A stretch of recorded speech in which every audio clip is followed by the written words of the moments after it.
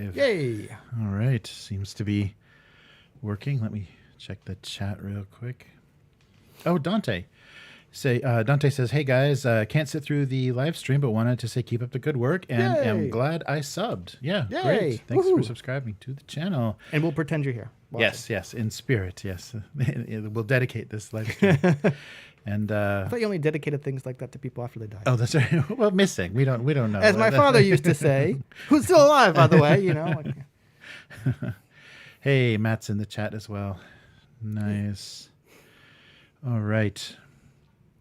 So yeah, we're a day early. That's right. Yeah. So because of Golden Week, the Golden Week holiday is coming, and what a Golden Week it shall be. it's a weird. Like I took off. I burned some paid holidays, I used some paid holidays. So after today, my next day back in the office is May 9th. Ooh, Which is a significantly long time, especially in Japan. Yeah. But this Golden Week holiday is weird. Like tomorrow's a national holiday. Monday is not. Or something like either Monday. I think like Monday is not. Then Tuesday, Wednesday, Thursday is. Friday is not. So it's like, who wants to? Right? So I was just like, nope, here, and here. So I get an actual long chunk of time off. Yeah. Anyway. Yeah, they do that. It's a weird. I mean, Golden Week is just as a cluster of major holidays, so they kind of make it. You know, they make it the time that you can travel and everything for.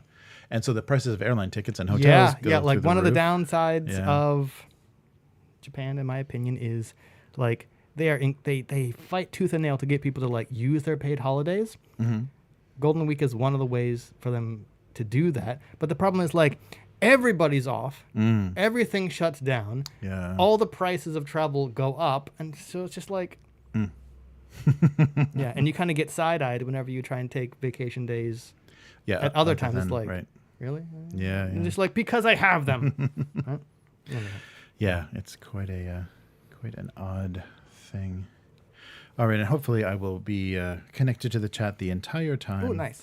Yeah, because I've got a different internet connection. Yeah, last week my tablet disconnected from YouTube chat, and so people are talking, and I'm like, yeah, nothing. Can't see you. Yeah, I just say it just says disconnected, and it wouldn't reconnect. There was no way weird. to reestablish. Yeah, it just has a attempting to reconnect, and then yeah.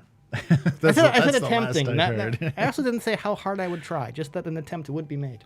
Exactly. Oh, an ambulance. Yeah. Like my kid. Please put away your clothes. I try. It's like, oh, come on. Nice. Try harder. Okay. So yeah, a couple of random things this week, and a very important date. Yeah, we finally have a date for something that we've been waiting for a while. So that was nice to hear. Twitter takeover. Yeah, right. Yeah, so let's see here. Okay, so now the tablet is not doing anything. Well, no. Let's just wait for a moment and see what's going on. I might have to read this from my phone, which I guess I'll just do. I can always switch mid. Right. Switch mid sentence because I'm that kind of improviser. All right, yeah, let's give this a shot and see what is going on with this thing. All right. So yeah, do it for this week. Welcome to the Weekly. I'm Jeremy. I'm Chris. And this week on the Weekly, Wizards of the Coast ignores original creators. No surprise. Modiphius strangely announces a new game. Okay. Warzone Eternal Kickstarter has a date. Ooh, nice. And Cthulhu hits Japan. Okay. So let's get started with the first thing. This is this was a story. It came from a Facebook conversation, but it was a story that was on Bounding Into Comics. Okay. And they're a bit of a shit stir website. Okay. They like to kind of make things worse. Okay. sometimes. So they posted a kind of back and forth that happened. So the Dragonlance and Spelljammer creators say they had no involvement with the new Dungeons and Dragons products based on their work. Okay. So in a recent announcement, they said that both Dragonlance and Spelljammer will be returning. Spelljammer got a lot more detail in the Dungeons and Dragons Direct announcement that happened on the 21st, on April 21st. And there was a a nice kind of announcement of the Shadow of the Dragon Queen will be the first adventure book for Dragonlance, and Warriors of Kreen will be the battle game. So they're going to do by the end of this year, they said, both a battle game and I guess they're really getting into battle games. And they specifically called it a battle game. Yes. So I wonder what a battle game is.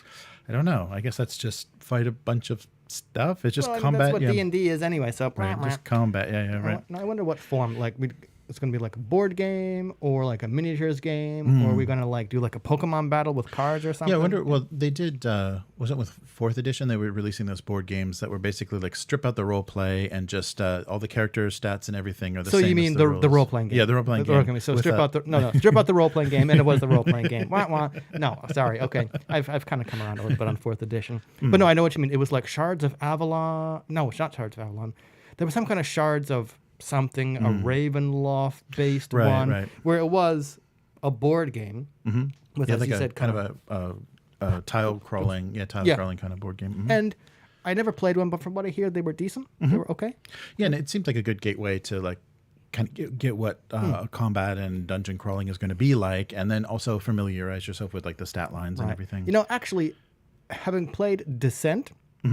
I had a blast playing Descent. I ran it, and there was role play, and it was almost kind of like the two things are so separated, they kind of work, right? Because the mechanics are all just taken care of, and we don't have to try and integrate them into any kind of story, and so we're free to narrate whatever we want is going on, and it actually kind of worked.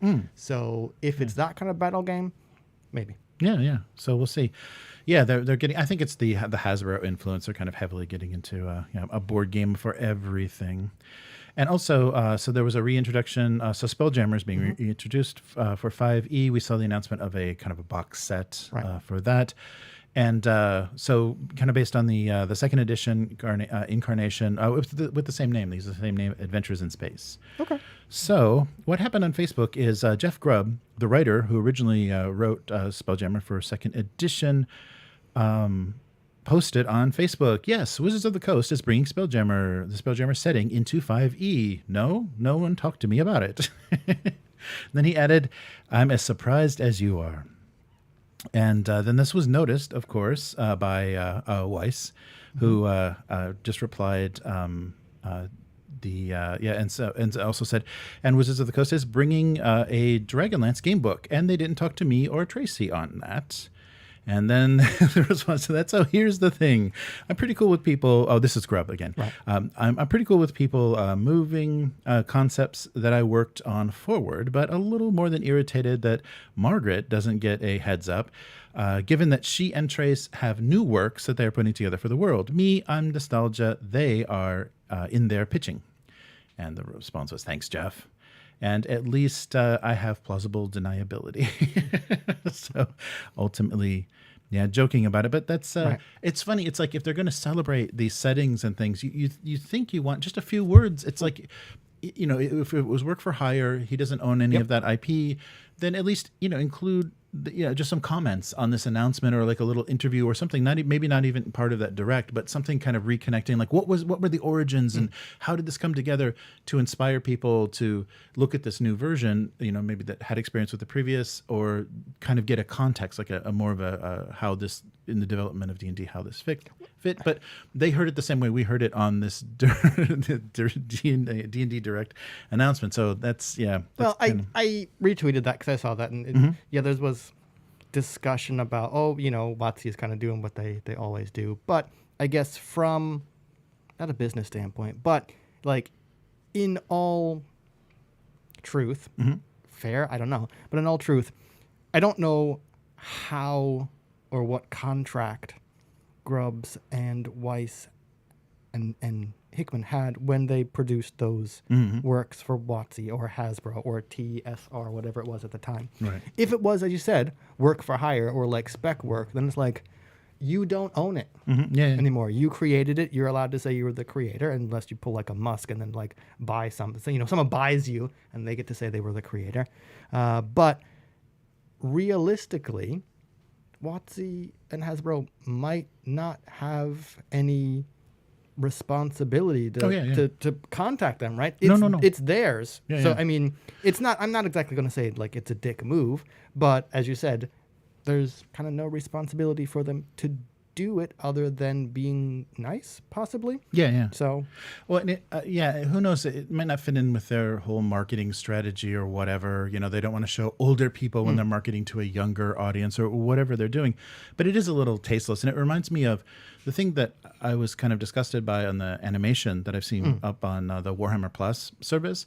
There's no credits for anything for anybody. Of course not. It's owned by GW now. They give you a studio name and written by Storyforge. Like there was a human being or a group of, a writer's room or whatever, however they're doing it, probably just a guy, being paid contract.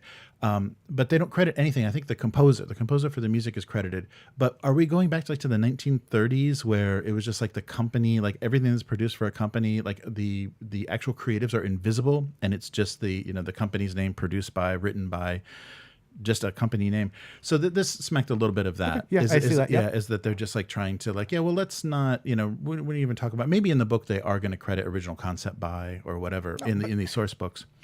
But whatever. It just was a little like we're gonna do that. That's kind of a crappy thing. And to get their input or just a few words on what their inspirations were would have been nice for context.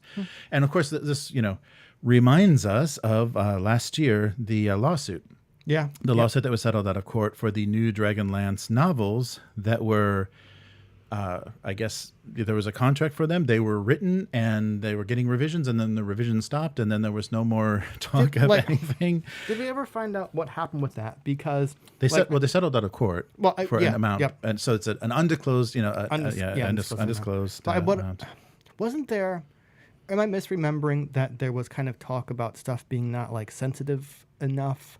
Or not being kind of... I think so. Yeah, there was some editor or something that they had. Yeah, they brought up someone's name that was supposed to be kind of shepherding this project. And I think that may have been... that communication is maybe where it fell apart.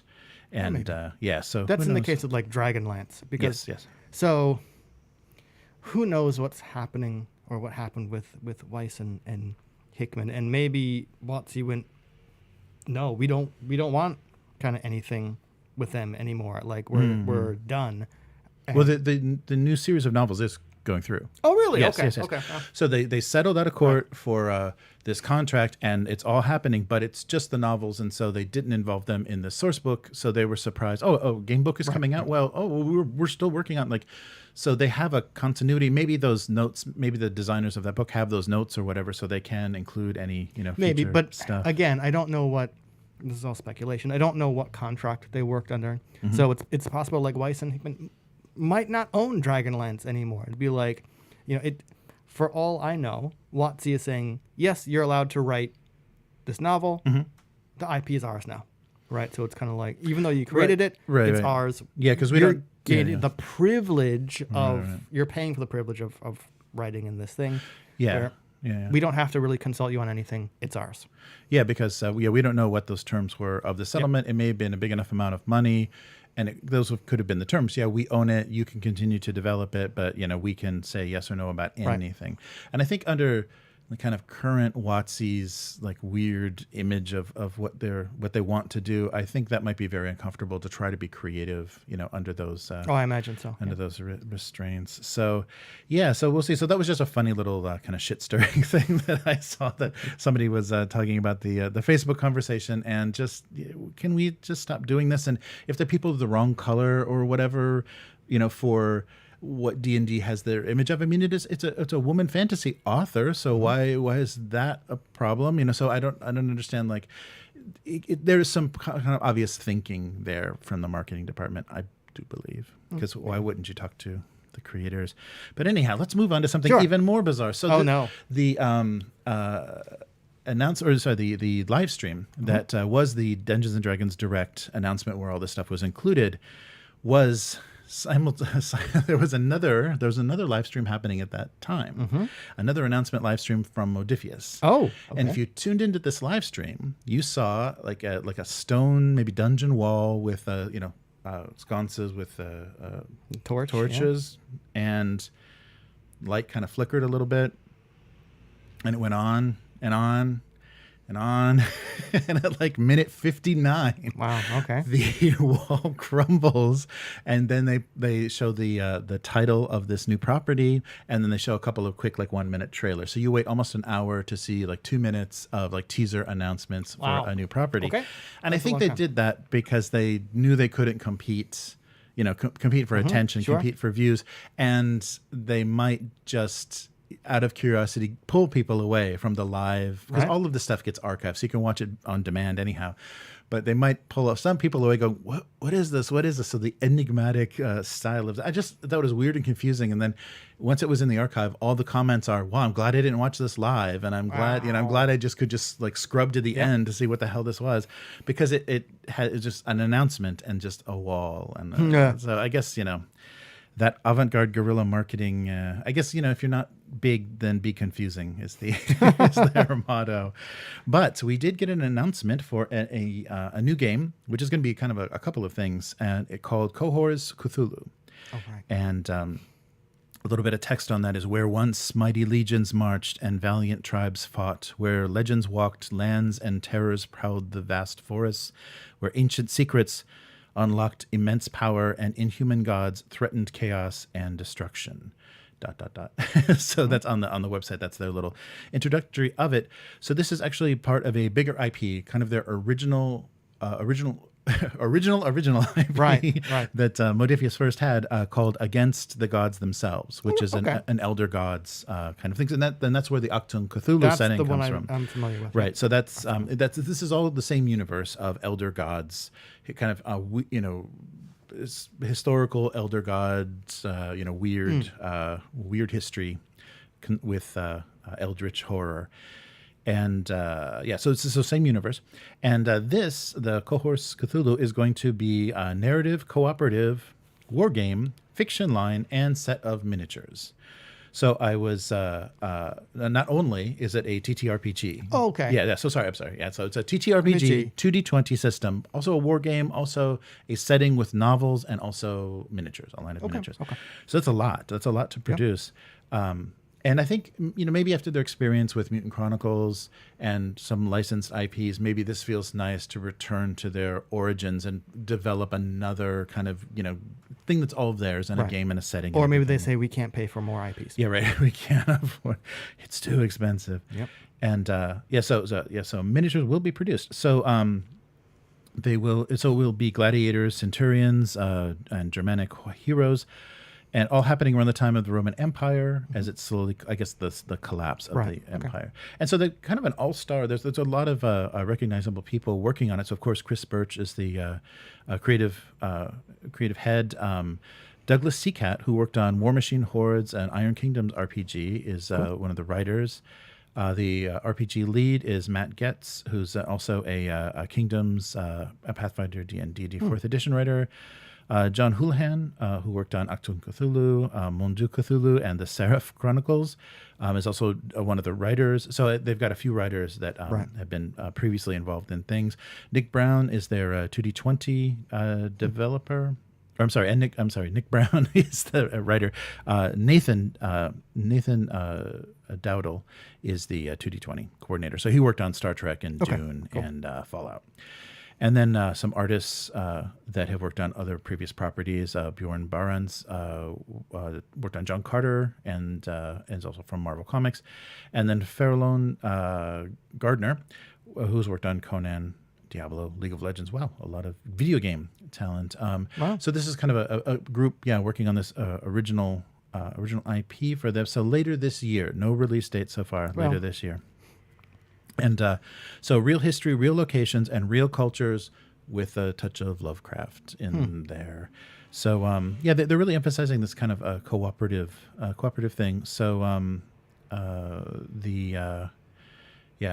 they talk about powerful magics, ancient lost technologies, and eldritch powers will all be involved in this system. And of course, you're fighting against the ever-growing threat of the outer gods, as they're terming them. Not elder gods. Yeah. Outer, right.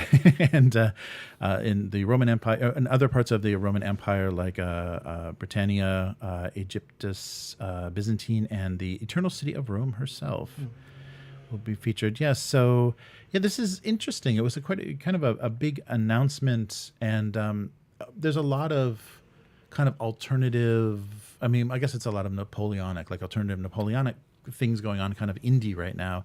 So this is a funky time for this, because there already are a couple of systems for doing either 28 or smaller scale Roman Empire. I was thinking that too. But do you think do you think it's a weird time to do that, or do you think it's a decent kind of time to do that? Because not that I want to play 28 millimeter or any kind of like actual historic war game, but just from buying those historic miniatures to play for other stuff, I've started looking at other systems, and 28 millimeter kind of Roman Empire, whatever that time period is called, does seem popular. Like there are several companies that produce miniatures of that time period.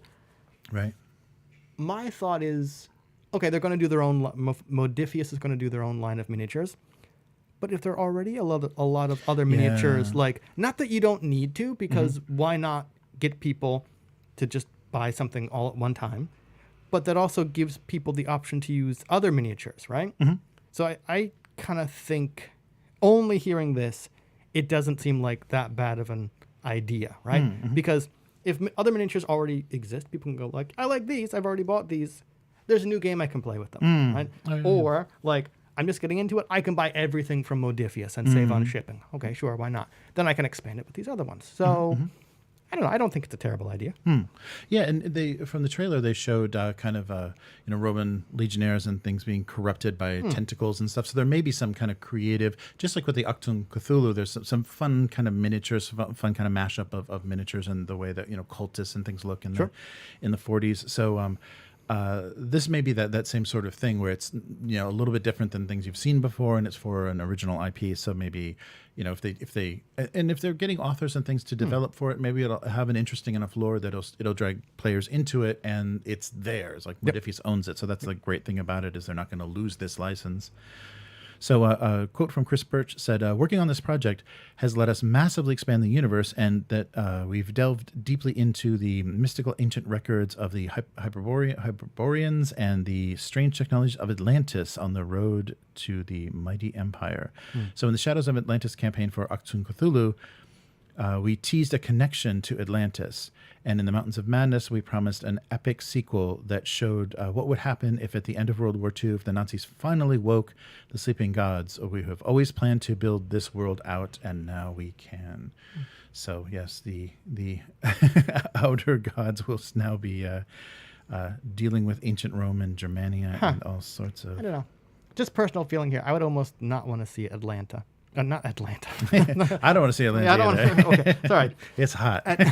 Yeah. Okay. I can look at it, but I just want to be there, right? So, like Atlantis, right?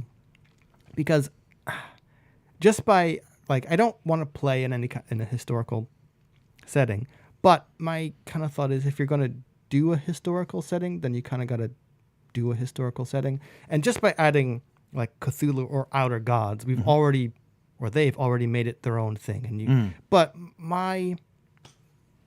it'd be a fine line, kind of one of those things like, okay, I'd know it when I see it. If you push too far into fantasy, I feel like you've kind of done fantasy, right? I couldn't tell you what that line is, but just, okay, it's Roman Empire with a few of these imaginary cults. That to me sounded interesting. As soon as you went, and possibly there's going to be Atlantis with possibly weird tech, I kind of went, that's a bit too fantastical for my taste. And that's just me personal. But anyway. So. Yeah, and I guess they have to kind of theme. They'll have what technology, what factions are using. So each faction is going to have its own flavor. And if you're like, oh, that's a weird combination. Yeah, it may turn some people off, or may be difficult to find exactly what you want to play. It's like, okay, well, I don't want to play, magical electric Rome. So, okay, what? Yeah. Anyway, my thought, what was I thinking about? I almost thought, okay, this is not Cthulhu, right? Even though one of the things is called Achtung Cthulhu, this is their own IP, probably based on H.P. Lovecraft stuff. Very appropriate shirt. I like it. Cthulhu to me was always kind of more investigatory. Yes. And I have not played Achtung Cthulhu. I probably would not. But I always got the impression you could do more of a spy game. Right. Yeah. Right? It's more like, okay, yeah. the Nazis are trying to do this thing. We got to go stop them. And it's not going to be two big armies clashing or a tabletop thing. So I was almost excuse me. I was almost expecting Cohors Cthulhu or whatever it's called to be more investigatory. Right? And maybe it would have to be on your own side, right? Because, well, okay, having watched a couple very shows, right? Like that Barbarians on right? Like, yeah, people like the Roman Empire seemed pretty cosmopolitan. So it could potentially have been a game where you need to infiltrate, right, different groups or different ethnics or different organizations in order to try and find the influence of these outer gods, whatever. Right. But if you go in like a big, and they didn't say war game, but a big kind of like skirmish game, that's kind of like, they're the cultists. Let's go fight, right? So, hey, maybe it's going to be cool. Maybe you will be able to do investigation. That's what I would be kind of more interested in. Yeah. I'm sorry. I hope I'm not confusing. The announcement is kind of, and they're a little bit confusing too with mentioning all this stuff at the same time. But just like Achtung Cthulhu, and I think the miniatures game was first with that, and then the RPG came. Or I'm getting confused because there's a newer version of the RPG. Right. But it is both an RPG and a miniatures game, so you can use the miniatures in the RPG. And I think this is going to be a similar thing. Because they're kind of vague and mysterious about what you're going to be doing because I think they want the novels and the setting to come out. It's a role-playing game. You can do anything you want, right? You can use the system to do anything, even if it's not play Cthulhu in Roman era. Yeah, anything that 2D20 will allow. Yeah. So I'm curious to see another kind of iteration of 2D20 and how how they're advancing that, like what they're naming all the points and things. But if they come up with an interesting dynamic or some kind of corruption or madness, currency, that might be that. Yeah. Again, not having played Achtung or even looked at Achtung Cthulhu, we're going to have the discussion of sanity again, right? Like, I think we've kind of moved. My feeling is we've kind of moved on from that, even though the original Call of Cthulhu game hasn't. But I don't know if that's something you want to include, and because that's a sensitive topic, you're going to have to address it with sensitivity. And the first thing you said we're going to have like the different areas, and like as soon as you said real world cultures, I kind of went, great, you're going to need sensitivity readers for that as well. It's all Europe. Fuck them. Well, that like I originally went like, all right, I'll do it. Then went, nope. The Roman Empire was huge, right? Right. Like the Roman Empire encompassed a lot. I guess we are talking North Africa and stuff. Yeah. So that you're gonna have to do that unless you would still need sensitivity readers. Like that is the one of the, I guess, pros of fantasizing stuff, right? Right. But then again, you're either historical with a little bit of fantasy, or your fantasy that's kind of loosely based on history, right? Right. Again, I'm thinking of like the Conan stuff, right? Yeah. Like the whole reason Conan was set in the Hyborian Age is because Robert E. Howard went, love writing historical fiction.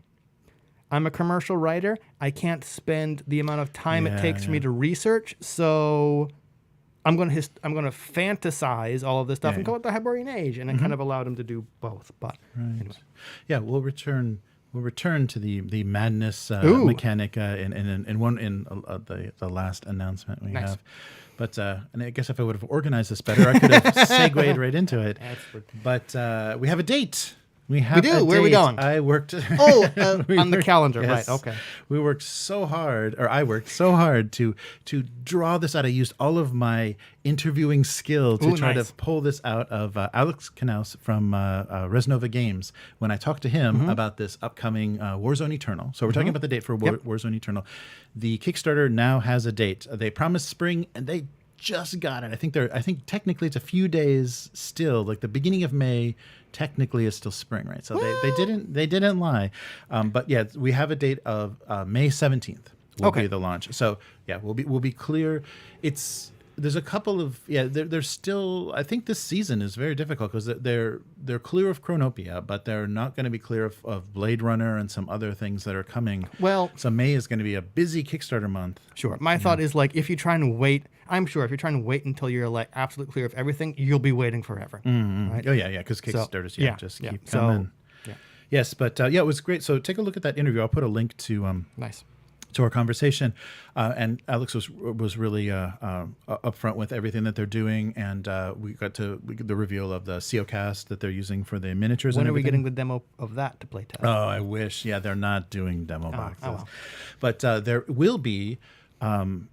Brian C.P. Steele had a post on the Facebook group for Warzone Eternal that was open to questions, and he just said, post questions, I'm not going to answer them, and they're going to do a big AMA. So I think with either prior to the launch or at the beginning of the launch of the Kickstarter, every question that everybody has been dying to ask, they're going to kind of combine together and do a big AMA for the launch of Warzone Except Eternal. for the questions that start, this is really more of a comment. Yeah, right. Those get just tossed right in the fucking trash. Like, don't do that. Don't do that. Yeah, so it's a really active Facebook group too. So I'll put a link to that as well, and then also the Kickstarter announcement page where you can kind of save it and get notified when it launches. So I'm curious to see the art that they've been showing has been interesting. I'm really curious to see how this how they're going to structure this campaign because we've already seen now Chronopia do this, and I think their for Chronopia, the initial setup didn't work for a lot of people. It was just confusing. They didn't understand how much work you could do in the pledge manager afterwards. So you just kind of pledge a level that you want, and then you can add things. Yeah. And they had to kind of start to explain that as the campaign continued because people were full of questions. So that'll be the thing that we'll see here. It seems like because it's all corp versus corp soldiers that we may get like a base torso that you then put different shoulder pads and things on because it's gonna be kits, and so we'll see if they have an easier time of just saying here buy an infantry box and then then this is your Bauhaus or this is your interesting whatever. Yeah, so I'm not sure how they're going to do it because we've seen things that it looked like originally they were on sprue, but we know from COcast that it's just going to come as individual pieces like resin, but it's not resin. I wouldn't want to see that because I'm remembering, and again I didn't have that many, but I did have this box, and I remember the Bauhaus, troopers. They all had a pretty distinct look from one another, and if you went, here's a corp infantry box. Yeah, no, because they're apart from painting them different colors, how are you going to differentiate them, right? Like if you kind of go with the kind of classic style of all the different corps, they look different enough from each other where I don't think you could have an infantry box, there's so that many went units, across everybody. Yeah. Like you could maybe go, here's like the capital infantry box, and here's and have different pieces to assemble different things, and here's the Mishima infantry box, which again, all of Asia would not just team up. Everyone fucking hates Japan. That would not happen, right? Well, China was decimated by nuclear fallout. So. Still, wouldn't happen. Wouldn't happen, right? You would, no. Like, we would have it, like, we probably potentially have like an everybody but Japan kind of corp, but whatever. So, I hope they do corp-themed boxes for Well, I think different miniatures. they'll have to for certain units, definitely. But yeah, it seemed like from I think they showed like a blood beret or something, and it did seem like some of the pieces were and maybe that just will help with production or whatever, but some of the parts were just kind of basic, and then they became customized by the heads and arms and everything. So what do you prefer? Because Chronopia went with an almost totally like monopose style. There wasn't like you're not choosing weapons. Like a unit has these specific weapons, and the poses were very dynamic compared to kind of the static illustrations, like the representations in the books for the different units. But what would you prefer? Like something like an old Warhammer where you can have multiple head choices and multiple arm choices, or kind of a monopose, a really dynamic, interesting monopose, but then you don't have any choice of like loadout, basically. Right. Well, it kind of depends on how the game plays, because we played just the hero skirmish of Chronopia, but looking at the cards, it's like, okay, there's hero skirmish, then there's, I forget what the next level up is.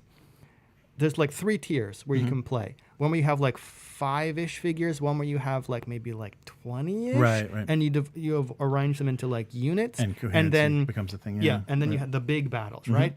So, and looking at the cost, right? It's like, okay, it's this much for a single figure in hero skirmish. It's this much, and you get these options for this many figures or this many models in the unit when you're doing the patrol, I think. Is Right. What it's Oh, yeah, called, yeah. Right? Mhm. And then it was like this much for this figure, this many figures, or this much more for a full unit. And these options, right? So I almost kind of, not almost, I did like I'm just going to pick this unit. And the contents of the unit, game-wise, are pretty set. And that would lead me to wanting monopose stuff, right? Because I don't have to worry about loadout. Then if you go to something like my last remembrance of 40K, where it's like, okay, you get this many in the squad, and you can pay plus 10 points for a fusion gun or plus 10 points, and you can kit the squad out. And part of the fun is building that squad. Well, then you're going to need multi-part stuff. Right. So I don't know how Warzone Eternal would work if it's sort of the simpler, more streamlined, pick these units.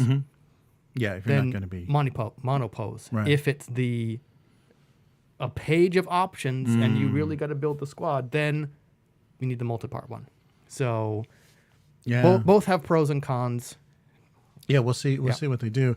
And once they went to plastic, like with second edition, I think it was still pretty monopose. There wasn't like it was monopose. But if I remember this box, like it was a pain in the ass to glue like the guns onto the Bauhaus troopers, because it was just like a ball joint for the elbow, ball joint for the elbow, and you could kind of pose them like that, and that was enough to get variation in the unit. Those ball joints fucking sucked, right? Right. But then you had a few like heavy weapon soldiers in there. So that was enough. That was okay to give you variety. Yep. Yeah. I'm wondering how Chronopia will look when there's like only two versions of the basic trooper, and you have a unit of like 8.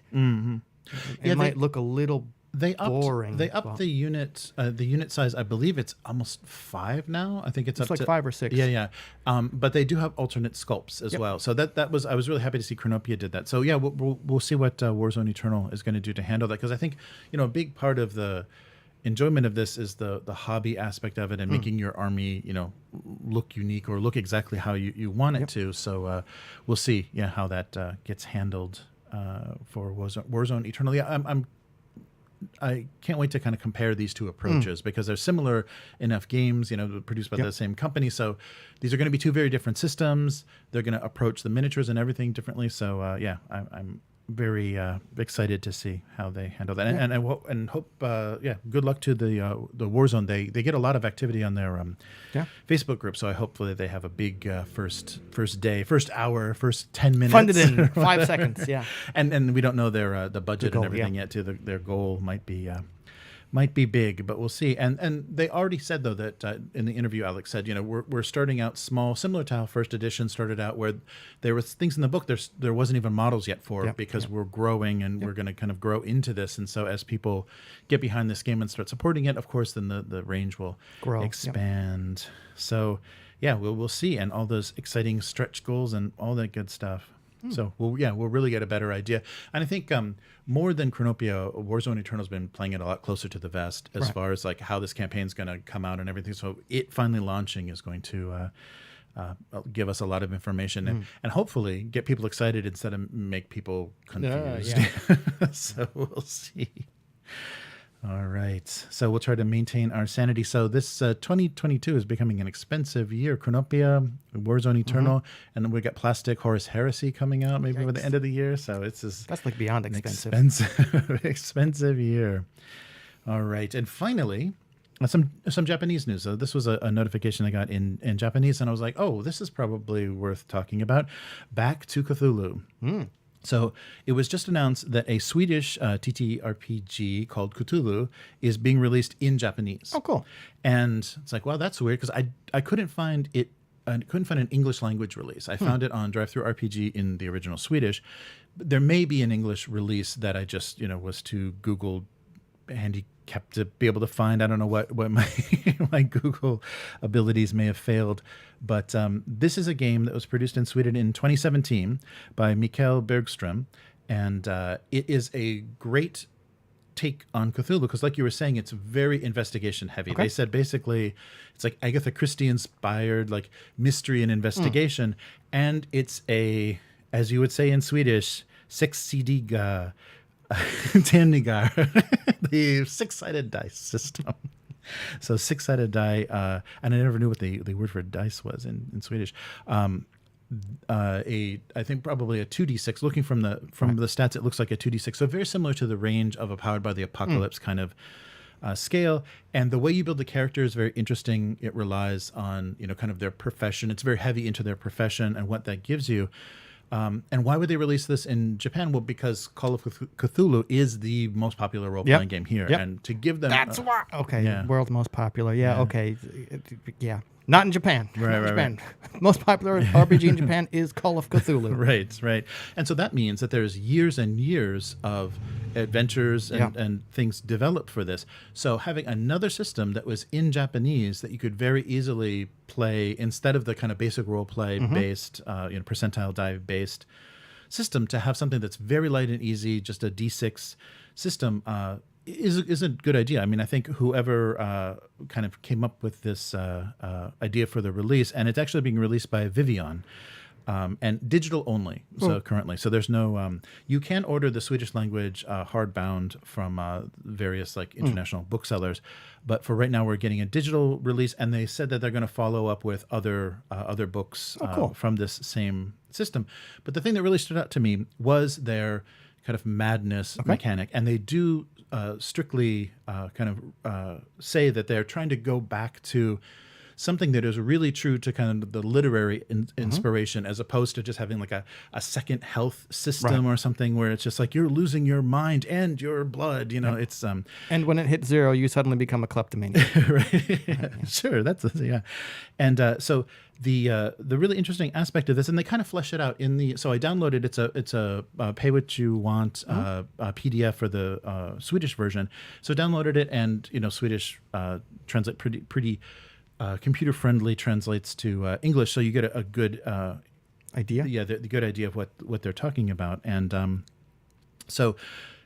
From their description in the book of the hallucinations, or kind of like what happens is when a character has experienced something their brain denies, it is appropriate that they are primarily affected by strange dreams. And then their brain process. So they basically break this up into there are stages that the character is in, kind of like almost stages of mourning, like acceptance and denial and kind of like the 7 stages of grief or something. Right, right, like grief. Yeah, so like a bargaining and things, and so so denial, fumbling, groping, acceptance, and adaptation, and what happens during these various phases is not you suddenly develop some kind of psychological disorder or whatever.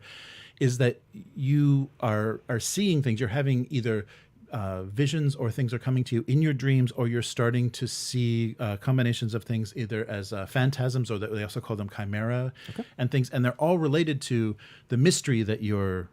So it's a way, and I think it's if you're applying this to older material, it might take some work on the game master's part, but it sounds like a really interesting way to be feeding information and also keeping the characters very kind of off their kind of unsure of themselves by what they're actually did I see that, or did I think I saw that, or what is actually happening, and what is this information that I'm getting, and does this really pertain to what's I'm going to want to read that, because I'm kind of interested in games where the player character is sort of an unreliable narrator, right? Because normally in other role-playing games, right, the GM has to act as the player character senses, and generally speaking, that is supposed to be reliable information. What can my character see, hear, smell, touch, taste, right? You got to give me that information, and you kind of got to be honest, at least, honest information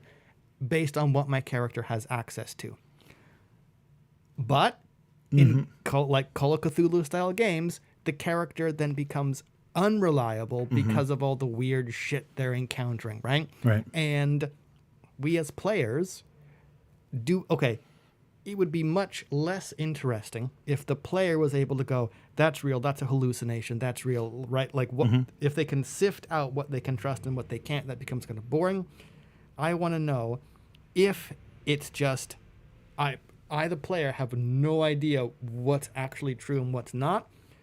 Is there something mechanical there to help that experience? Or because you don't necessarily need one.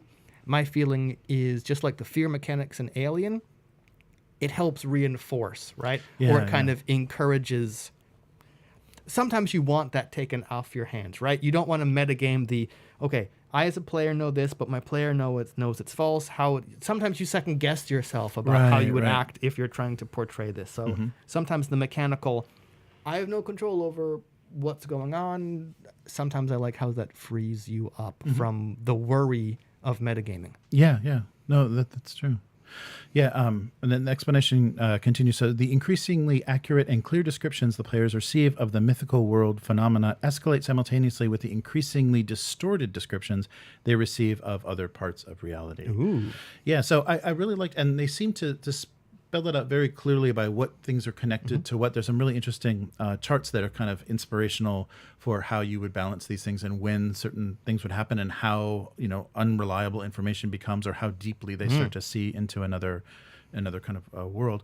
So that was an interesting approach. And so the combination of things is, something is coming to Japan that I don't think has come to other parts of the world. It's Cthulhu based, and they're taking a totally different approach. It's got a really nice, elegant character sheet, which is very similar to Powered by the Apocalypse looking, and just a big emphasis on what training the characters have and what tools they're going to use. And there was a really great description of, it's not the dice rolls that affect the player's success or ability to decode their mystery, it's their intelligence. So it's puzzle solving, so it's puzzle solving and putting together clues in a mystery, and not just all based on, okay, I'll give you clue number 3 now because you got over 12. Now I'm even kind of more interested, but also slightly less interested because like the extreme opposite end of the I roll for a clue, I roll to figure it out. To me, the extreme opposite end of that is I as the player am smart. I as the player can figure this out. I as the player am doing nothing through the lens of my character. Why do I even have a sheet in front of me? Right. I see. Like there's got to be a middle between that, right? Like we talk a lot about the talky person can't talk their way past the guards when they're playing the Charisma 3 Barbarian, right? And where's the line between that, right? So you don't want it. Yeah, on one side, only the die roll matters, and that's kind of boring. On the other side, only the player's skill kind of matters, and that's kind of boring. So, that's in my opinion. And I think the role, like your profession or your training or your knowledge base of your character, is the thing that will make that kind of give you a nice middle ground between what dice do and everything. Yeah, because it really seems there's a lot of emphasis on that. It kind of breaks down. Just from kind of going through things, breaks down what each profession kind of does and what it can expect, and also kind of how they would be affected by the doubt and hallucination of madness. Yeah, cool. So it's quite interesting. So I think it's worth checking out, and hopefully we'll have a version of this. Yeah, right. We'll have a version of this in English. So it can be machine translated pretty easily, and it's not a huge tome. Okay. From the original Swedish, of course, much easier than Japanese. And that must have been quite a task. And they said that the original creator was involved in the translation process of it to kind of make sure that things were clear. So some things that maybe didn't translate well into Japanese, they just simplified them or made some kind of refining. Refining so that it worked for a Japanese speaking audience. So nice. So more Cthulhu for Japan. Cool. All right. So that'll do it for this week. So where can people find you? On Twitter, as always. That's Hivemind, HYVEMYND, where I'm working on a Pokemon card game for my kid. All right. Which, after I figured it out, might actually work as that Mathtronauts game that I was developing before. Because basically it's just roll a number of dice, total them up. Is it bigger or smaller than a required number to catch this Pokemon? Which I couldn't figure out the probabilities for that little Mathtronauts game, or even if it was a game. Now, as opposed to just like a learning tool, right? Right. Now I think I have something. Oh, nice. So, cool. Yeah. Excellent. And how about you? So I'm doing the single panel gag cartoon that I've always been doing for most of my life.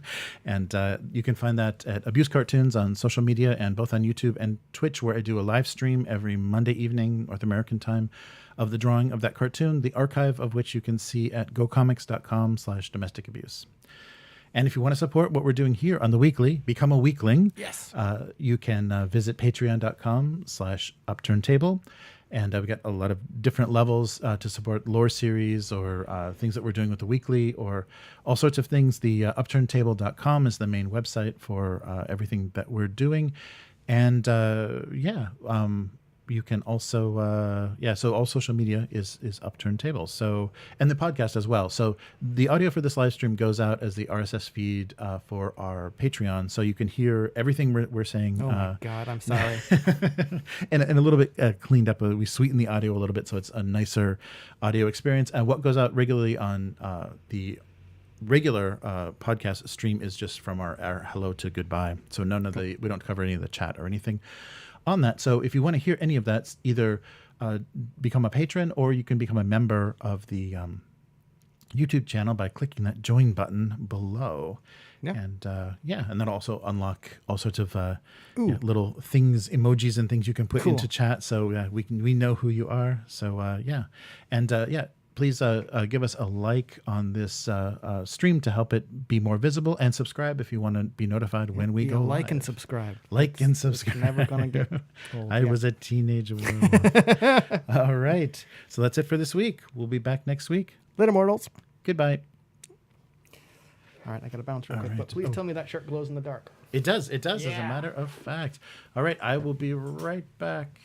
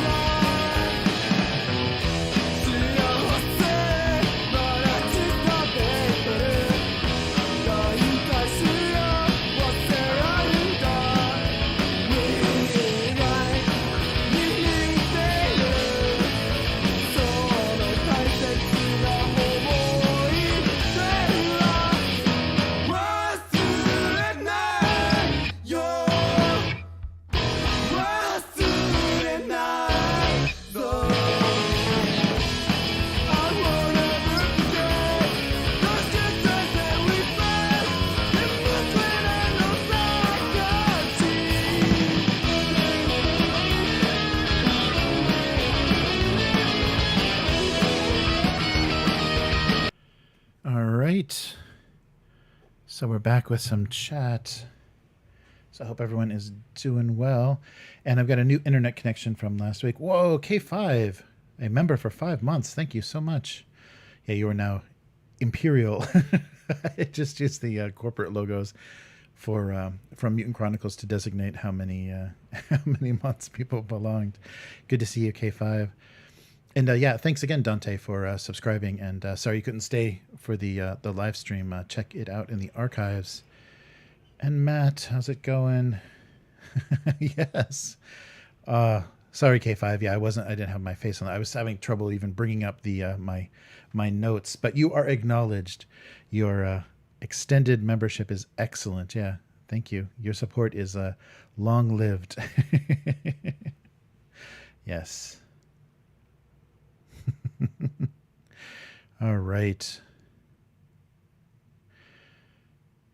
Very good. So, yeah. DC Dynamo said, yeah, well, there goes Dragonlance and its books. Yes. Matt was saying, yeah, they should have had the authors of the original materials write forwards or new editions. Yeah, that seems to be like what people do. If you're going to try to move something forward, you want to acknowledge the origin. I just think that current, WotC D&D or maybe Hasbro D&D, who knows where this is all coming down from, they have these weird marching orders and these weird marketing ideas where they want to, I don't want to sound conspiratorial or whatever, but, they want to get rid of as many white faces of the origins of D&D as possible and make it look as inclusive as possible. Because I think they are really seeing that as their most beneficial strategy for marketing to new players is having it look like a very diverse game. And so when you're looking at older things, it's not, which I don't know. That's just a shame. I really hate when those sorts of things come up, and you can see kind of how obvious some of their moves are. But yeah, it would have been great to have little interviews or forwards, and we don't know yet. We haven't seen these books yet, so maybe there will be some acknowledgement. And it was stuff that they did a long time ago, and didn't know that it would be included, or they still will be. There'll be some writing or introduction, because I mean the origin of these things is. It's definitely yes. I figured out the autocorrect, Matt. Yeah, the original authors should have been involved, or at least they will be promoting it if it's coming out, and Wizards kind of kept them in the loop and say, yeah, we're going to be doing a new 5e version of Spelljammer, on their social media. Like Jeff on his social media probably would have said something about it, and it would have been positive, and it would have brought the older players to take a look at it. And but why bother when you can market on TikTok? But Matt said Fantasy Flight, GW, and Wizards of the Coast, yes, really don't like to give credits. Yeah, I really hate that. Like I was saying, that was the thing that I thought was really disgusting about the animation on that Warhammer is doing. There's zero credit for anything written by Storyforge, and then they credit the studio that did the animation, but that's potentially hundreds of people. So bizarre. Yeah, and DC Dynamo said, yeah, Wizards and Games Workshop have been acting, a lot scummier. Yeah, and it's just, who knows what these, I think it's just, too much advice from bad marketing execs.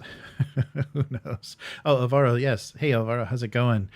And yes, thanks for the compliment. Yeah, this, I can't remember if this is T-Fury or where, but I really like this graphic for the shirt, and it is glow-in-the-dark ink, so if we had a black light, you would see. But yeah, so, and we are a day early, like we said at the beginning, because of Golden Week. So Chris is going to be gone starting tomorrow for a week, and yeah, it's that weird holiday where they try to make it a week. It's actually only 4 days off. It's like 2 4-day weekends, but they try to bridge them, or you can bridge them with your paid vacation from your boss. And I think you probably heard the rumors about Japan. It's very difficult to get people to use their paid vacation, because you're really punished by your coworkers or your management or whatever for taking any time off. So really the only acceptable time off to take is, New Year's, Golden Week, and then the Obon holiday, which you're supposed to visit your relatives during. So it's it's an odd thing. It's one of those cultural oddities of Japan. Yes. And Matt expressing his love of the 2D20 system again. Yes, another cool setting from Modiphius based on a system I have no interest in. Yeah, and I like to follow the development of 2D20 and like how they, because I thought it was successfully kind of changed to fit Star Trek. I thought that worked really well, but we will see. And hopefully the war game won't be 2D20. I don't think it has those kind of applications, but we will see. Yeah, Weird Rome setting definitely could be cool. And yeah, so like they did with their weird World War II Achtung Cthulhu setting, they're going to support it with some fiction and then do a role-playing game and a war game. Although, yeah, as 3D printing keeps growing and there's a lot of rule sets for miniatures agnostic games, it seems a hard sell. An original IP with its own miniatures, does seem a hard sell. I mean, I think you have a little bit with an established IP like Warzone Eternal or Chronopia, you have a little bit of nostalgia built in and people that want to see where you're going, sculpts that aren't going to be in, white metal and that are going to be less wonky than the 90s miniatures. People want to see where they're going with that, but when it's a totally original IP, but it could look really cool. I mean, from the trailer where they're showing the infantry and like centurions being just consumed by tentacles and stuff, there could be some really interesting, visually interesting things. But if they're boring miniatures that are basically just historical, but they're made, for this game, I guess there will be characters. Like in this setting, I think there was a mention of in the fiction there will be named characters, so that could be something that connects you more. You want a miniature of this, particular captain or emperor or whatever to play in the role playing. So we'll see. Yes. Oh, cool. Alvaro says he has a elder sign tattoo. That's very sweet. Yeah. I love the all the iconography and things with connected to Lovecraft. And I really that was a fun surprise. I got this notification for that Cthulhu game being translated into Japanese, and I thought, okay, well, obviously there's a good market for it here. Then when I looked more, because I saw it was Swedish, I wanted to look at it a little bit more. Saw that there was an original Swedish version available very cheaply, and it was a very interesting system. It's a really nice looking rule book. Everything's laid out really well, and it really concentrates on you're a doctor, you're a scientist, you're a librarian, you're a professor, that is involved in this mystery, and then that unreliable senses and dreams and things coming to you in your dreams. I thought that was a really fun way to play that, as opposed to becoming a kleptomaniac or whatever, like Chris was saying, or just shrieking madly and running off into the night.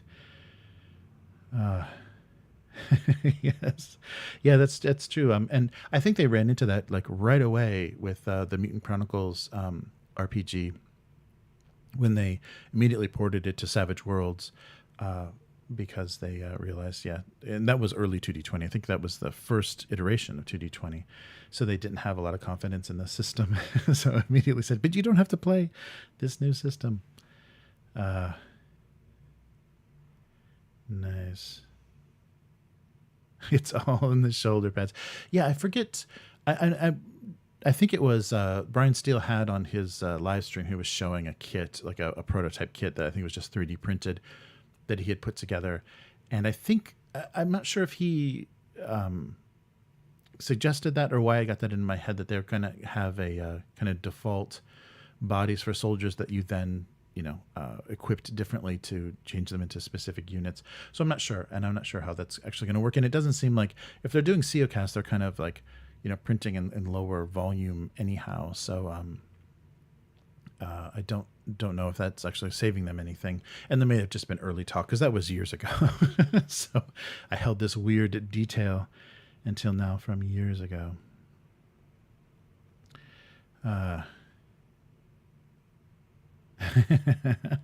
Nice. Yeah, I'll put links to the Cthulhu game and the drive-through RPG link and everything in there. Yeah, it's pay what you want, so you can get the PDF really cheap, and it translates either in Chrome or in any automated translation. Translates really smoothly into English, so you don't have to guess at anything. But I'm sorry. The official name of the Swedish version is kind of the Swedish spelling of Cthulhu. Oh my gosh, I can't even. Which is with a K, so Cthulhu, like that. Kutulu, Cthulhu.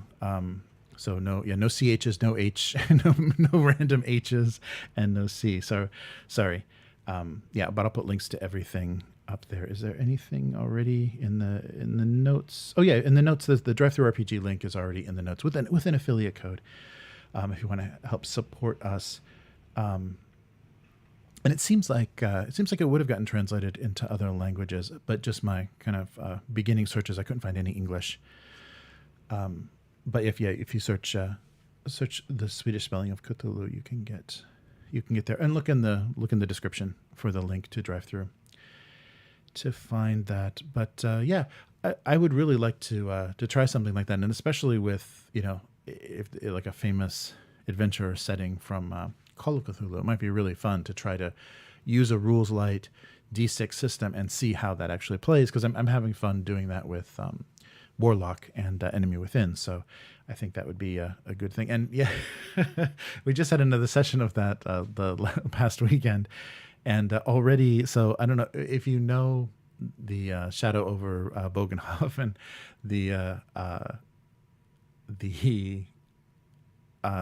there's a kind of insane Uther I forget but there's a raving maniac that is kind of foretelling this chaos, this arrival of chaos and the city being consumed, and kind of gives the characters clues, and he's supposed to just kind of run off, kind of dump some of these cryptic predictions and run off. But of course, the players that I'm playing with have worked very hard to befriend this character, so I think he's actually going to be involved in the final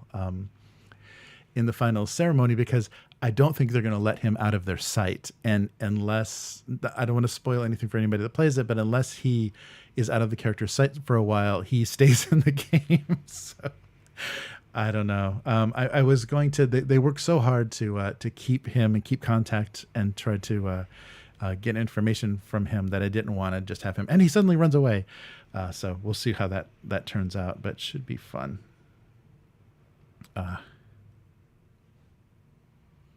Oh, cool. There's a Spanish game called Cultos. Oh, I can't. Innombrables, Nameless Cults. With a translation in French and Italian. Oh, that's cool. You play as cultists. That would be, that's a really fun angle, which is a nice idea, and the art is awesome. Oh, I'll take a look for that too. Oh, that's great. Yeah, I think, I wonder, and maybe it's just because, Chaosium or whatever, like the, in the English speaking, well, I don't know. That's not true. No, everybody is, almost every of the indie companies has done some kind of Cthulhu thing. But I wonder what the reluctance is to translate something into English, especially if it's starting in German or Spanish or something. It's not, a huge, it's not as difficult as Swedish to Japanese. that had to be quite a feat with some of the differences.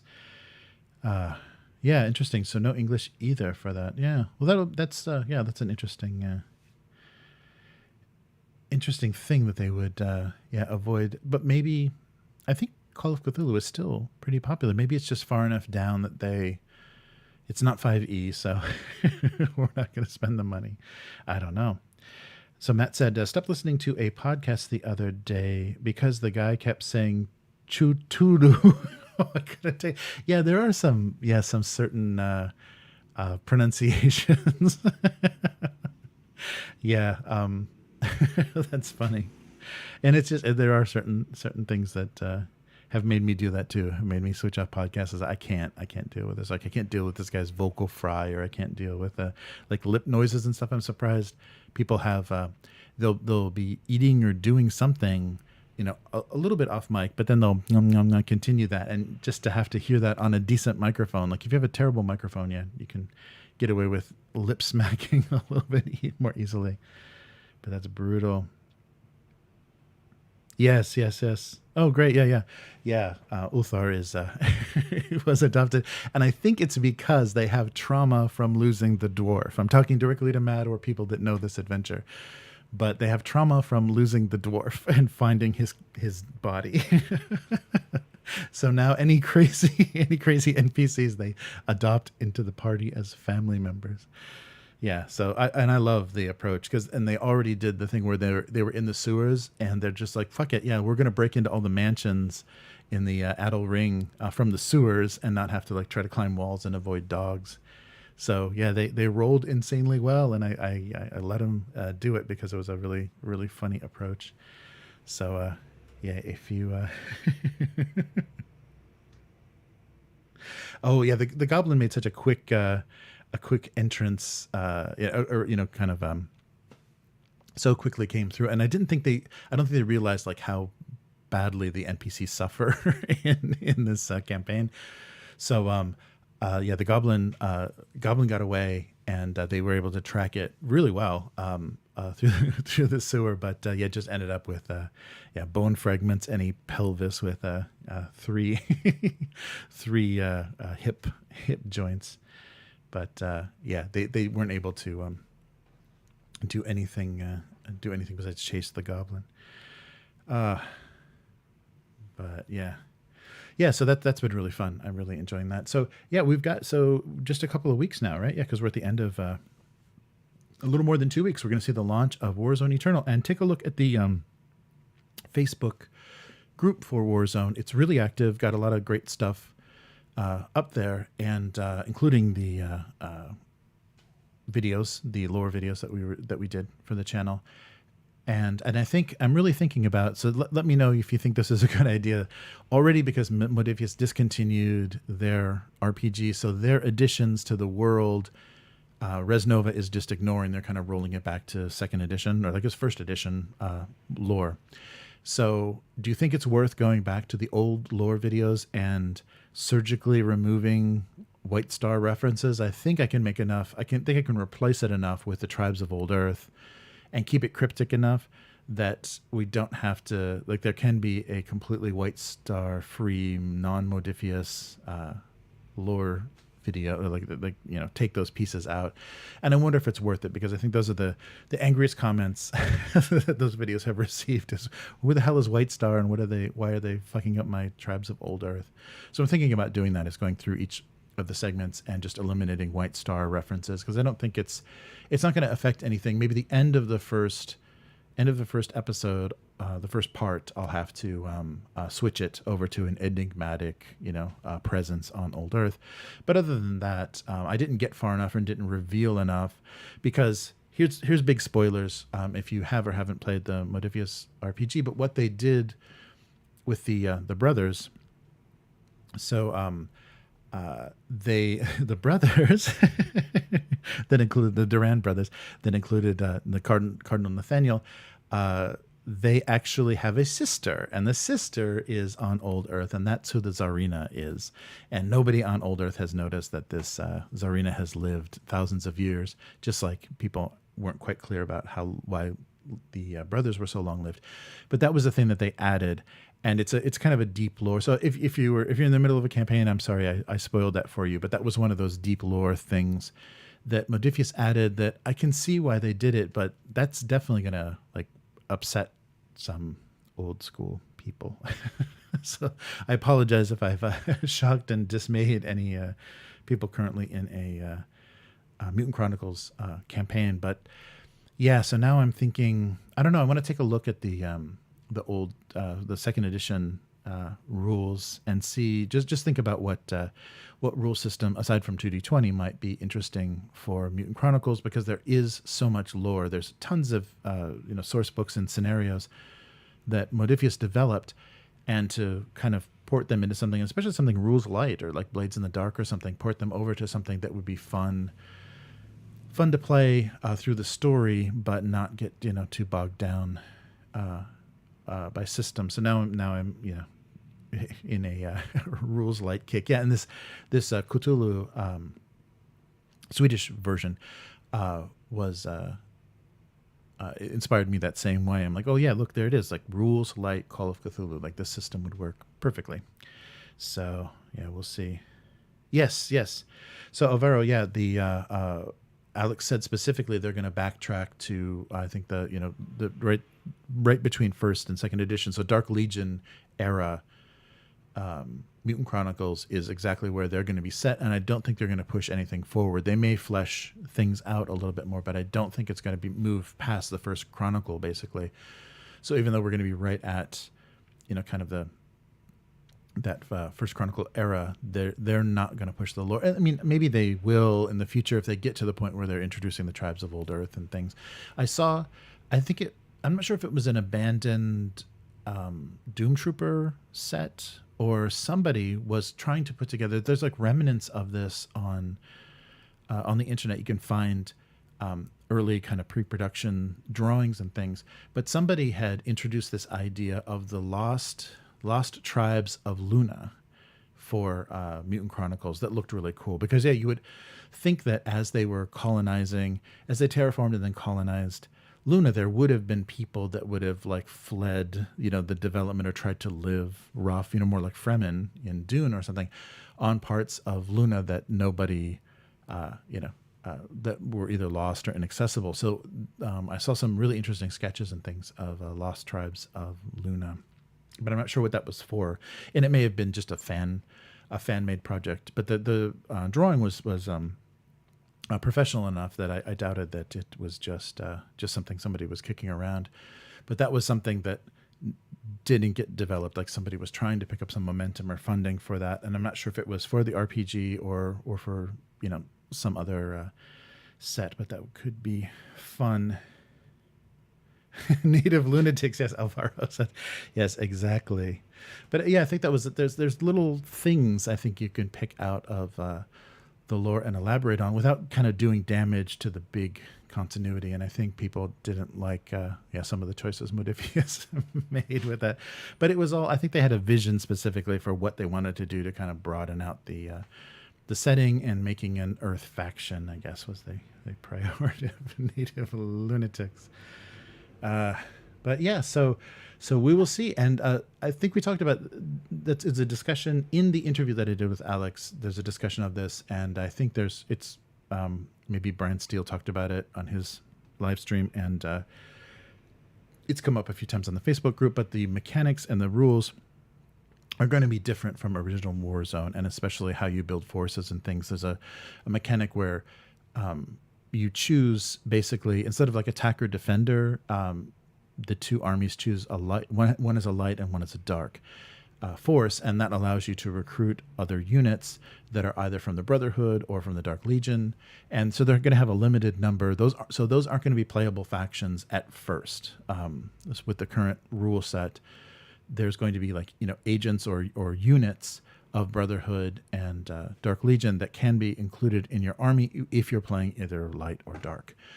And that's the kind of big difference that they're making. I think maybe just to kind of limit themselves to the 5 corp factions and maybe make it easier to flesh stuff out. But yeah, I'm curious to see how the different corporations are going to play, how they're already talking, the rules designer is talking so much about the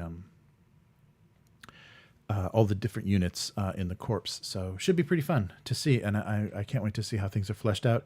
And hopefully if they're looking at first edition, the style, it's not going to be the Protos kind of like very like a more realistic or a different kind of more sci-fi translation of things. They'll stay to the chunkier, diesel punk aesthetic of original Warzone. From the art and things that they've released, it looks like that's what they're going to do. So I can't wait to see the miniatures. They're all going to be painted, and they're really worked hard. I mean, they've had a lot of pre-production time, because they were originally talking about end of 2021 for this Kickstarter. So they've had another almost 5 months. So we should see a really polished, really interesting game released. So cross your fingers. And who knows? You never know how the fans are going to receive anything. People get a little crazy. So yeah, so as Chronopia is winding down, we've got Warzone Eternal to look forward to, and then a bunch of stuff. Like I was saying, the Blade Runner's coming out this year. The campaign is launching this year, and so we'll see all of that stuff. But yeah, I don't know. It's going to be I just it's a year of big releases. I don't understand how Kickstarter keeps putting out these big projects and with no end to it, because people are paying a lot for gas and food and things now. I don't know that Kickstarter, like hobby budgets, disposable income, is quite as accessible as it once was when you're having to make a decision. And that's the funny thing, Kickstarter has like a time delay on it. So once people run out of money and stop supporting Kickstarter campaigns, we're already like 6 months or a year out of people doing very, very, poorly, like economically.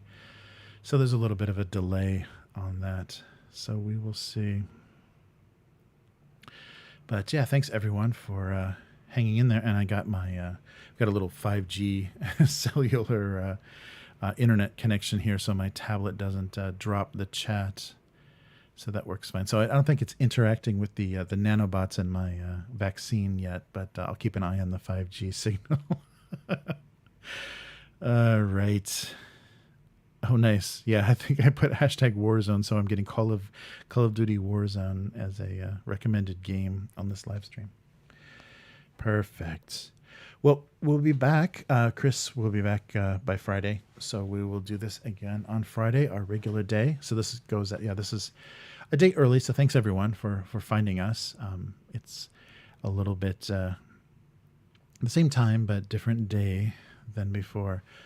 So we will enjoy the extended Golden Week holiday, where basically all this means is everything is going to be insanely crowded. And then especially like the beaches and everything here, like hotels I'm sure have been sold out, and beaches are going to be insanely crowded. And I think this is the first time people are feeling more normal, even though we've got, decent infection numbers. But people are feeling a little more normal, so maybe they're willing to travel, which could mean we've got a spike, coming in June. Who knows? Yeah, I don't want to talk too much pandemic talk, but yeah, it ain't over yet, at least in this part of the world. But I hope it is for you, and I hope everything moves to a nice, enjoyable summer, and your weather gets warm and all that good stuff.